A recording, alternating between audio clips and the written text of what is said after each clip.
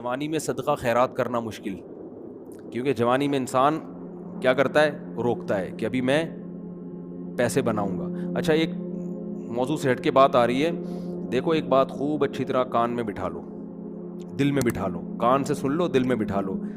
عام طور پہ جب ہم لوگوں کو صدقات و خیرات کی ترغیب دیتے ہیں تو لوگ کہتے ہیں پہلے ہمارے موٹے موٹے ضروری کام نمٹ جائیں، کچھ چیزیں ہیں، اس کے بعد انشاءاللہ ہم کیا کریں گے، پیسے جو بچ جائیں گے تو پھر ہم انشاءاللہ کسی اچھے کوئی مدرسہ بنا لیں گے، کوئی اسپتال بنا لیں گے، اچھے کام کریں گے ہم۔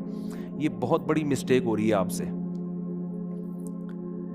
اس لیے کہ آپ نے اس کو ضروری کاموں کی فہرست میں شامل نہیں کیا۔ آپ ابھی تک دنیا کو مسافر خانہ سمجھنے کے لیے تیار نہیں ہو۔ یہ ضروری کام سب سے پہلے ہونا چاہیے، کیونکہ موت کا کوئی بھروسہ نہیں ہے۔ اور آخرت کے لیے صدقہ جاریہ کہ آپ کا کوئی ایسا اکاؤنٹ کھل جائے جو آخرت میں آپ کے کام آئے، کوئی ہسپتال بنا دیا، کوئی مدرسہ بنا دیا، کوئی کنواں کھدوا دیا، یتیم خانہ بنوا دیا، یا یتیم خانے کے ساتھ تعاون کر دیا، یا کسی گھر کو پراپر بیس پر آپ نے کوئی بھی جو وہ تو بہت سارے مصارف ہیں نا۔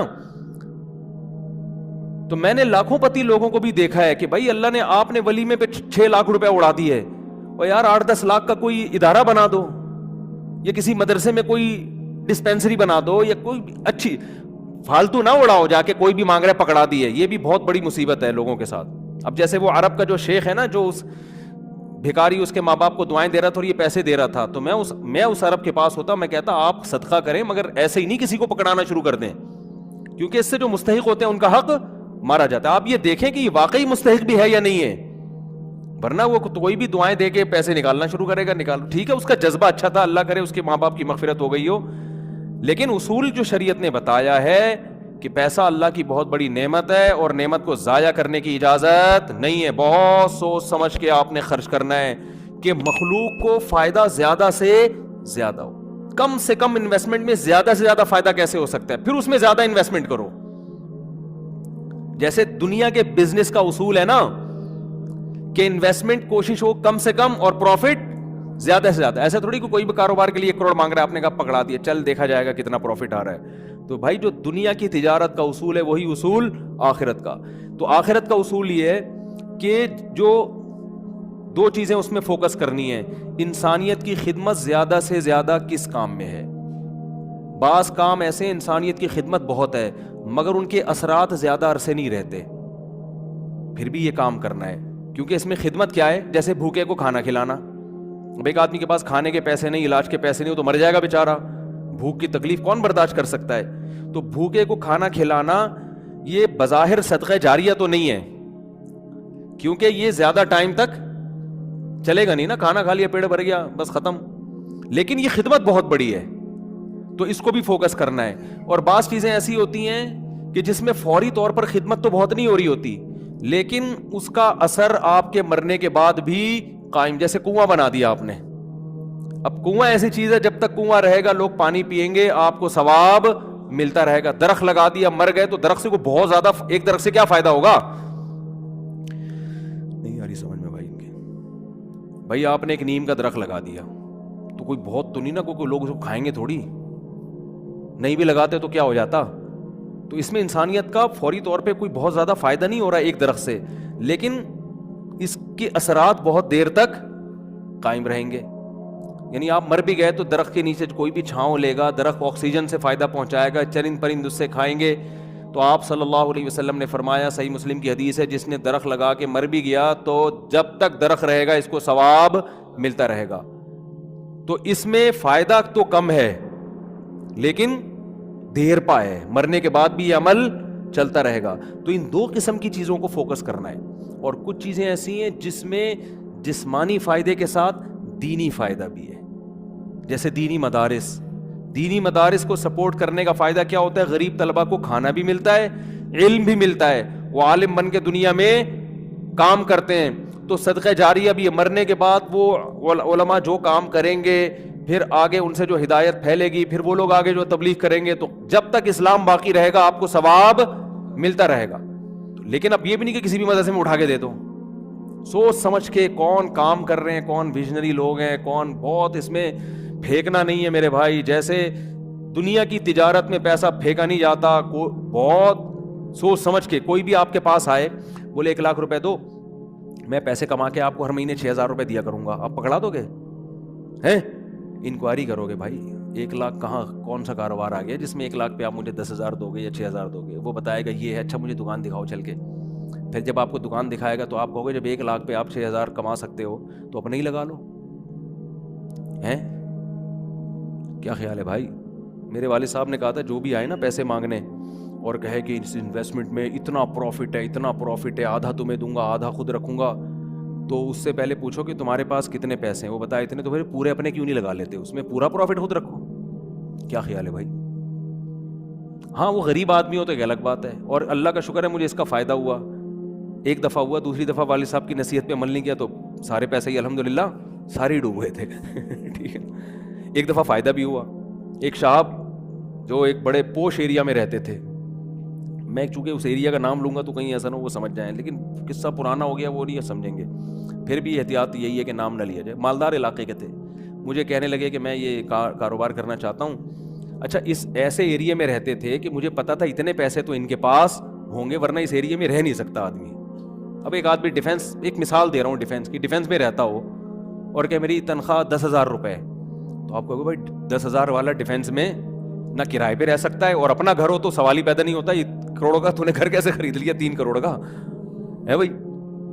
ہو سکتا ہے 4 کروڑ اسٹیٹ ایجنٹ والے مجھے پھر فون کریں گے آپ نے ڈیفینس کی ویلیو کیا کر دی ہے, بیان میں گرا دی ہے. تو میں مثال دے رہا ہوں, یہ اب ہر بیان کو نا لوگ بڑے سینسٹیو بن کے لے رہے ہوتے ہیں کہ آپ نے ڈیفینس میں 3 کروڑ بول دی ہے, ہماری تو ویلیو. تو اب کیونکہ شہرت ہو گئی ہے نا تو ہر چیز کو بہت زیادہ لوگ سیریس ہو رہے ہیں. 25 کروڑ ٹھیک ہے نا, 25 کروڑ کا. اب اس سے پھر لوگ پریشان ہوں گے, یار ہم لے رہے تھے آپ نے قیمت بڑھا دی. تو بھائی یہ محض ایک مثال ہے, مجھے نہیں پتا ڈیفینس میں قیمتیں کیا چل رہی ہیں, تو کچھ بھی لگا لو قیمت. تو آپ نے کیا کیا, بات کیا چل رہی تھی, ہاں بندہ میرے پاس آیا, رہتا پوش ایریا میں, مالدار علاقے میں, مجھے کہنے لگا آپ مجھے پیسے دو, میں یہ چیز خرید کے بیچوں گا, آدھا پروفٹ آپ کا آدھا میرا. تو مجھے ابا کی بات یاد آ گئی. میں نے کہا جو اتنے انویسٹمنٹ آپ مجھ سے کروا رہے ہو تو یہ چیز آپ خود خرید کے بیچ دو پورے پیسوں کی, پورا پروفٹ آپ کا, مجھے آدھا کیوں دے رہے ہو؟ انویسٹمنٹ جو مجھ سے کروا رہا ہے اور آدھا پروفٹ دے رہا ہے, اس کا مطلب وہ رسک لینے کے لیے تیار نہیں ہے. بولے ڈوبیں تو اس کے ڈوبیں, اس کا مطلب آپ کو خود پتا ہے کہ یقینی پروفٹ نہیں ہے. سمجھتے ہو کہ نہیں سمجھتے؟ تو کسی کو پیسے دینے سے پہلے جیسے انکوائری کرتے ہو نا, صدقہ خیرات سے پہلے بھی ایسے انکوائری کیا کرو, کیونکہ آپ کے پاس لامحدود رقم نہیں ہے. غیر مستحق کو دینے کا سب سے بڑا نقصان یہ کہ مستحق لوگ رہ جاتے ہیں. لوگ کہتے ہیں کسی غیر مستحق کو چلا گیا تو کیا ہے, او بھائی پھر اتنے پھر مستحقین رہ جائیں گے اس سے, اور ثواب کمانا ہے نا تو ثواب تو جب ہی ملے گا جب آپ کا پیسہ صحیح جگہ پہ جائے گا. جو غیر مستحق ہو اس کو ہدیہ دے دیا کرو بھائی دوستی یاری میں کہ چل یار گفٹ ہے. بات آ رہی ہے سمجھ میں؟ تو یہ میں اہم پوائنٹ کی بات بتا رہا ہوں کہ 2 جگہ خرچ کرنا ہے, ضرورت اور دوسرا جس کا اثر دیر پاؤ. تو صدقہ جاریہ بھی اچھی چیز ہے, اور انسانیت کی ضرورت پوری کرنا. آپ کہہ سکتے ہیں یار ایک بھوکے کو کھانا کھلا دیا پیٹ بھر گیا تو وہ تو بس ایک ثواب مخصوص مل گیا تو اب تو ختم نا, صدقہ جاریہ تو قیامت تک رہتا ہے. یہ اس لیے بتا رہا ہوں کہ ہم بعض دفعہ لوگوں کو بتاتے ہیں کہ یار یہ دیکھو یہ غریب ہے, اس کو بیوہ ہے, اس کے گھر میں راشن ڈال, تو کہہ رہے ہیں نہیں ہم تو صدقہ جاریہ چاہتے ہیں. تو یاد رکھو صدقہ جاریہ کے اپنے فضائل ہیں کہ وہ چلتا رہے گا آپ کا, لیکن بھوکے کو کھانا کھلانے کے, اس کی ضرورت پوری کرنے کے اپنے, وہ ثواب تھوڑا ہے لیکن وزنی بہت ہے. وزنی کیسے؟ حدیث میں آتا ہے قیامت کے دن اللہ اعلان کریں گے, جب میدان حشر ہوگا نا, بہت سختی کا دن ہوگا, تو اللہ اعلان کریں گے کہاں ہیں وہ لوگ کہ جب میں بھوکا تھا تو انہوں نے مجھے کھانا کھلایا, میں پیاسا تھا تو انہوں نے مجھے پانی پلایا, آج ان بھوکوں کو میں کھلاؤں گا کیونکہ انہوں نے مجھے کھلایا تھا. جیسے ہوتا ہے نا آپ کو بھوک لگ رہی تھی, کسی نے آپ کا اکرام کیا, تو اب آپ کو کہیں وہ بھوکا نظر آئے تو آپ سب سے پہلے اس کو کھلاؤ گے نا. یار میں ٹی وی میں آ رہا ہوں کیا ہیں, تھک گئے ہو تو بیان ختم کر دیتا ہوں, بس ویسے ہی بھی ختم ہونے والا ہے. دیکھو غیرت مند انسان کیا کرتا ہے, آپ بھوکے تھے اور آسان مثال, آپ کی گاڑی میں پیٹرول ختم ہو گیا, آپ نے پیٹرول پمپ والے سے کہا یار تھوڑا سا ڈال دو, پیسے بعد میں دے دوں گا میں آپ کو, ابھی جیب میں ہے نہیں. اس نے کہا چل یار ڈال دیا پیٹرول. میں اپنے پیسوں سے ڈال رہا ہوں, جاؤ یار. ایک دن کیا ہوا, اتفاق سے آپ پیٹرول پمپ کے مالک بن گئے. وہ آیا گاڑی لے کے, پیٹرول نہیں ہے, لائن لگی ہوئی ہے, بہت سے غریب آ گئے بغیر پیٹرول کے نا ٹھیک ہے نا. اب آپ کے پاس محدود پیٹرول ہے, تو آپ کس کی گاڑی میں ڈالو گے؟ آپ اعلان کرو گے بھائی جنہوں نے میری بائک میں یا گاڑی میں پیٹرول ڈالا تھا نا, وہ بندہ آگے آ جائے, اس کو تو اس کی ضرورت تو پوری کرنی ہے. تو ایک عام انسان جب یہ کام کرتا ہے تو اللہ تو غیور ہے بھائی. تو اللہ اعلان کرے گا, بھوک اور پیاس میں لوگ تل ملا رہے ہوں گے, اللہ کہے گا سب سے پہلے ان کو کھلاؤں گا جنہوں نے جب میں بھوکا تھا مجھے کھلایا, جب میں پیاسا تھا مجھے پلایا. تو لوگ کہیں گے اللہ تو کہاں بھوکا ہو سکتا ہے؟ تو اللہ کہیں گے میری مخلوق میں فلاں شخص بھوکا تھا, تو اس کا بھوکا رہنا ایسا ہی ہے جیسے میں, کیونکہ حدیث میں آتا ہے الخلق عیال اللہ. جیسے گھر کا کوئی سربراہ ہوتا ہے نا, تو بچے بھوکے ہوں گے تو تکلیف کس کو ہوتی ہے؟ باپ کو ہوتی ہے کہ نہیں ہوتی ہے؟ تو آپ صلی اللہ علیہ وسلم نے فرمایا اللہ کی مخلوق بھی ایسے جیسے اللہ کے اہل و عیال. اللہ کا تو اہل و عیال نہیں ہوتے, لیکن مثال دی ہے ایسے ہی ہے. اللہ کو ان کی فکر ایسے ہی ہے. وہ الگ بات ہے بہت سے بھوکے مرتے ہیں, یہ اللہ کی تقدیر ہے, یہ اللہ کی حکمت ہے. دنیا کو اللہ نے ایسے ہی چلایا ہے کہ کسی کو ملے گا کسی کو نہیں ملے گا. یہ اب اس میں تو اللہ سے نہیں الجھ سکتے. لیکن اللہ اعلان کرے گا کہ میری مخلوق میرا خاندان تھی, گویا کہ اللہ کا خاندان نہیں ہوتا, یعنی میرے ماتحت تھی, اور میں لوگوں کے ذریعے لوگوں کو کھلاتا ہوں. تو جب میں بھوکا تھا تو فلاں کا بھوکا ہونا ایسا ہی ہے جیسے میں بھوکا. تو اس سے پتہ چلتا ہے کسی بھوکے کو کھانا کھلانا ایسے جیسے آپ کس کو کھلا رہے ہو؟ اللہ کو. تو اگرچہ یہ صدقہ جاریہ نہیں ہے, لیکن بھائی ایک نیکی ہے, لیکن یہ وزنی بہت زیادہ ہے. تو ان دونوں مدوں میں خرچ کیا کرو. کرو گے کب؟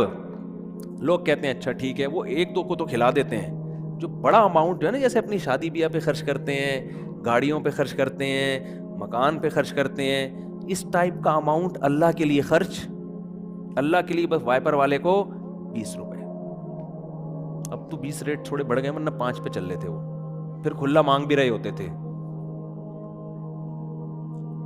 وہ پھر کیا مانگ رہے ہوتے تھے؟ ایک آدمی نے کسی فقیر سے کہا کہ ایک فقیر کسی آدمی کے پاس آیا کہ اللہ کے نام پہ نا پتہ نہیں کچھ چائے پلا دو یا کچھ کھانا کھلا دو. تو اس نے 100 کا نوٹ نکالا, بولا کہ 50 روپے ہیں. اس نے کہا ہاں. اس نے کہا کہ 50 روپے دے گا واپس لے. اس نے کہا پہلے وہ اس سے پی لو جا کے. یہ بھی لوگوں کو جانچنے کا ایک, بھائی بھکاری سے بولے جی پہلے وہ پیسے تو خرچ کرنا تھے تیرے پاس ہیں. یہ بھی ایک طریقہ, بڑا خاندانی طریقہ ہے یہ, ٹھیک ہے نا. تو کیا بات کر رہے تھے یار, اصل میں آج میں اتنا صبح سے گھوم رہا ہوں نا, آج میں 1 منٹ کے لیے نہیں بیٹھا ہوں. صبح سے یہ کام وہ کام, ادھر ملاقات, ادھر جاؤ, فلاں ملتان سے آئے, فلاں خانے وال سے آئے, فلاں جماعت آئی ہوئی ہے, فلاں یہ ہو رہا ہے. کھوبڑی سارا دن گھوم گھوم کے نا جب بیان میں بیٹھتا ہوں تو وہ اتنے مختلف قسم کے سگنل آ رہے ہوتے ہیں کہ اس کو گچی سے پکڑنا کیا ہوتا ہے, بہت مشکل ہوتا ہے کہ یار پوائنٹ سے ہٹے نہیں. تو ہاں میں یہ عرض کر رہا تھا, جلدی سے بات سمیٹ کے ختم کرتا ہوں, کہ لوگ یہ کہتے ہیں کہ پہلے موٹے موٹے کاموں سے فارغ ہو جائیں, یہ بھی, اس کے بعد جب بچا کے بڑھاپے میں بالکل اینڈ میں جا کے اتنے پیسے کسی مدرسے کو دے دیں گے. نبی صلی اللہ علیہ وسلم نے فرمایا انسان ساری زندگی, حدیث کا مفہوم ہے, مال جمع کر کے رکھتا ہے اور کہتا ہے کل خرچ کروں گا, کل خرچ کروں گا, کل خرچ کریں. پھر جب بڑھاپا آتا ہے کہتا ہے یہ فلاں کے لیے اور یہ فلاں کے لیے. فرمایا وقت کان علی فلان, اب تو وارثوں کا حق اس پہ ہو گیا. اب تو وارث کہیں گے ابا ہمیں محروم کرنے کے لیے, اپنی تو ساری عیاشی ابا نے کر لی. اب جب ابا کا انا للہ ہونے والا ہے, دنیا سے جانے والے ہیں, اب بچوں کو نظریں ہوتی ہیں دو دکانیں ابا کی میرے حصے میں آئیں گی. چلو ابا سے ایسی لالچ تو نہیں کرنی چاہیے, لیکن بہرحال پتہ ہے کہ یار چلو ابا نے بنائی, اب ہمارے کام آئیں گی. اب ابا کیا کر رہے ہیں, فلاں 2 دکانیں مدرسے کو دے دو, فلاں فیکٹری کو دے دو, یتیم خانے کو دے دو. تو اس میں نقصان کس کا ہو رہا ہے؟ کیونکہ اب تو ابا کو ضرورت نہیں ہے. تو نہ کرنے سے یہ بھی پھر بھی بہتر ہے 1/3 کے اندر کہ بچوں کو نقصان نہ ہو. اگر بچوں کو نقصان ہو رہا ہے پھر تو یہ بالکل صحیح نہیں ہے. حدیث میں آتا ہے کہ آخر عمر میں نا اس طرح سے صدقہ کر دینا کہ بچے دوسروں کے محتاج بن جائیں. آپ صلی اللہ علیہ وسلم نے اس کی اجازت نہیں دی ہے. لیکن اگر بچوں کے لیے اتنا چھوڑ کے جا رہے ہو آخر عمر میں کہ وہ اپنے پاؤں پہ اچھی طرح کھائیں گے پیئیں گے, تو پھر 1/3 آپ صدقہ بھی کر سکتے ہیں, جائز ہے اور اس کا بھی ثواب ملے گا. لیکن میرے بھائی یہ خاندانی صدقہ نہیں کہلائے گا، اس لیے کہ آپ نے تو بھرپور عیاشی کر لی نا. آپ کی تو 4 شادیاں معذرت کے ساتھ ہو گئیں، ایک جس کی ہو گئیں ان کی بات کر رہا ہوں، اور آپ کی تو جناب یہ بھی ہو گیا وہ بھی ہو گیا، سارے کام ولیموں پہ بھی اڑا دیا، اور انویسٹمنٹ بھی دبا کے کر لی، کاروبار بھی ہو گیا، سب کچھ مزے تو اڑا لیے نا آپ نے. تو یہ نبی کی نظر میں افضل صدقہ نہیں ہے. افضل صدقہ یہ ہے، آپ صلی اللہ علیہ وسلم سے صحابی نے پوچھا یا رسول اللہ سب سے بہترین صدقہ کون سا ہے؟ آپ نے فرمایا وہ صدقہ ہے تأمل الغنا وتخشى الفقر، تمہیں امید ہو کہ اگر یہ پیسہ میں نے صدقہ نہیں کیا تو اس سے ڈبل بنا سکتا ہوں، پیسے سے پیسہ کما سکتا ہوں، یہ امید ہو، اس حال میں پیسہ صدقہ کرو. اور یہ بھی ڈر ہے کہ اگر کر دیا تو فیوچر میں غریب نہ ہو جاؤں. اس ملی جلی کنڈیشن میں جو صدقہ ہوگا نا وہ کیا کہلائے گا؟ خاندانی صدقہ. سمجھ میں نہیں آ رہی بات؟ تو اس لیے صدقات و خیرات میں یہ نہیں کہہ رہا، یہ تو حدیث میں بھی منع ہے کہ اتنا کر دینا کہ کل لوگوں کے محتاج بن جائیں، یہ تو جائز ہی نہیں ہے نا، کہ اپنے ضروری جو بیوی بچوں کے ہیں وہ تو بہرحال، لیکن صرف اتنا کر لیں کہ آپ جب یہ کہتے ہیں نا کہ میرے یہ چند ضروری کام ہو جائیں تو پھر میں یہ کروں گا، یہ الفاظ غلط ہیں. آپ یہ کہیں کہ میرے چند ضروری کاموں میں ایک اہم ترین کام یہ بھی ہے، تو یہ والا کام بھی ان ضروری کاموں کی طرح ترجیحی بنیادوں پہ کرنا ہے، اور یہ چند ضروری کام جس میں یہ بھی ہو جائیں تو پھر میں کیا ہو جاؤں گا؟ فری، پھر میری مرضی میں جہاں چاہے صدقہ کروں. بہت مشکل ہے بات سمجھانا. تو بڑی انویسٹمنٹ جیسے بزنس پہ کرتے ہیں، بڑی انویسٹمنٹ جیسے شادی پہ کرتے ہیں، بڑی انویسٹمنٹ جیسے اپنے بچوں کی ایجوکیشن پہ کرتے ہیں، ایسے ہی ایک آدھ بڑی انویسٹمنٹ آخرت کے لیے بھی کرنی چاہیے. سمجھا پا رہا ہوں اپنی بات؟